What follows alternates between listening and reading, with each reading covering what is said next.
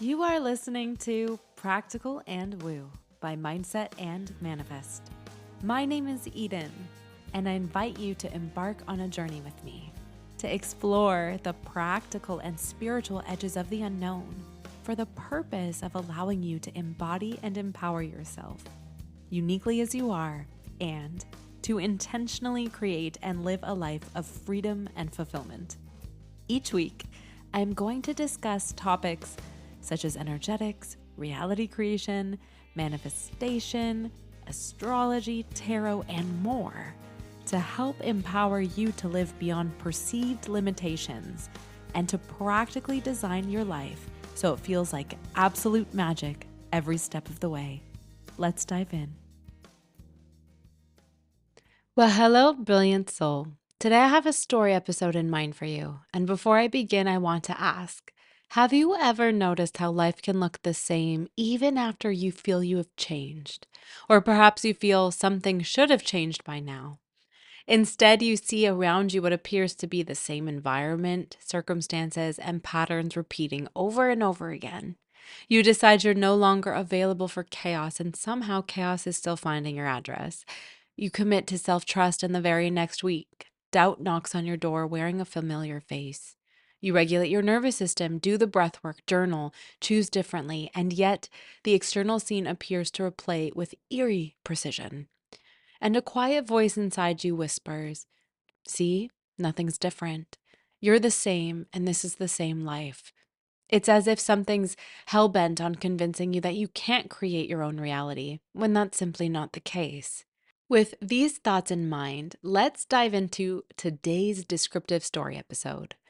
There were evenings in the city where the light held too long. It didn't feel like a golden hour exactly, nor a sunset, something in between, as if the sky were waiting for a cue that had not yet been given. The glass buildings caught the suspended light and held it in their edges. The traffic moved in a rhythm that almost felt rehearsed. Aria noticed this first on a Tuesday. She had been doing the work for months now, the inner work, the really gritty and glamorous kind that no one applauds because it happens in silence. Journaling through old beliefs, refusing familiar emotional spirals, sitting with discomfort instead of reacting from it, raising her standards without announcing them to the world around her. She had declared to herself that she was becoming someone new. Someone clearer, someone more intentional, someone who no longer negotiated with smallness. And still, it felt like her world was the same characters, events, and happenings as they always were. There were the same buildings with their mirrored facades, the same corner cafe with uneven tile floors, the same colleagues who repeated her ideas as if they were their own, the same type of men who leaned in warmly for a few weeks and then cooled into ambiguity. If this were a film, she thought once, the audience would be bored. She crossed the street in front of her building and noticed the barista wiping the counter in slow circles. He had done this same gesture for years, with the same hand, in the same direction, in the same small way he concentrated a frown that was plastered across his face. It struck her suddenly how seamless everything felt, as if no scene had ever been interrupted, as if nothing had ever been reset, despite the new ways that she was feeling on the inside. She felt different, but the setting around her had not changed. And in quiet moments, especially in the stillness before she went to sleep, a doubt would creep into her mind. What if I'm imagining it, the changes I'm making? What if I changed in theory but not in reality? What if nothing's actually moving? What if I'll never amount to my dreams or have the life that I desire? The world in which she lived offered no dramatic evidence to the contrary.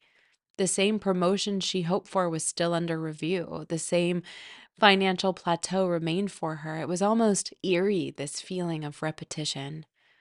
One afternoon, during a meeting where her proposal was once again acknowledged but deferred, Aria felt the old sting rise up in her chest. The familiar tightening, the thought that crossed her mind at this time was, here it is again. Nothing has shifted. And then something subtle happened. The sting passed more quickly than it used to. This time she didn't spiral for days. This time she didn't question her worth. This time she held her posture without dimming or shrinking in the encounters she had for the rest of her day. The scene was the same, but this time her weight inside of it was different. It was imperceptible at first, a fractional increase in brightness, a slight sharpening of the edges, the saturation of color deepening by a degree so small that no conscious mind could measure it. The continuity manager did not change the script overnight. It never did, because its role was older than time itself. If Aria's world transformed abruptly, if the office turned into a penthouse, or if the ambiguous man turned into a devoted partner in a single cut, then her whole story would fall apart at the seams. So the continuity held. Reality, like film, requires coherence. A glass cannot move from a left hand to a right hand between frames without explanation. A bruise cannot switch the sides of the face without breaking the immersion. And the universe's continuity manager is meticulous about immersion. Aria began noticing odd moments, small glitches, so to speak. There were no dramatic reversals, only refinements, but they were so precise she almost missed them. The continuity manager works quietly, upgrading the background characters before it upgrades the set, editing the tone before it edits the plot.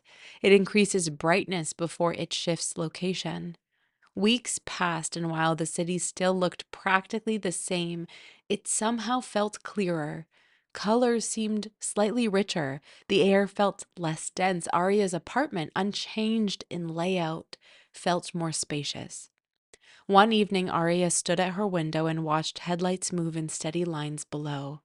For a moment, she felt suspended somehow, as if someone had called hold between takes. She imagined just briefly that somewhere beyond her perception, there was a presence ensuring the story never fractured. A cosmic editor holding the thread of her identity steady while the new frequencies of her growth integrated into new chapters unfolding. And suddenly she understood something with bone deep clarity. If everything changed at once, she wouldn't believe it, nor would she be able to recognize herself in it. Continuity was a form of mercy, allowing her to ease into her expansion. The same romantic dynamics with the same type of aloof men appeared again. But only this time she did not overextend. She did not chase clarity. She allowed the ambiguity to reveal itself quickly, and when it did, she walked away without collapse. The same financial opportunities appeared, but this time she allowed herself to negotiate differently, calmly, without apology, and the response she received matched and met her resolve with respect. The same type of challenges still surfaced at work, but this time someone unexpected supported her publicly. Even though the plot felt familiar, the tone had now changed.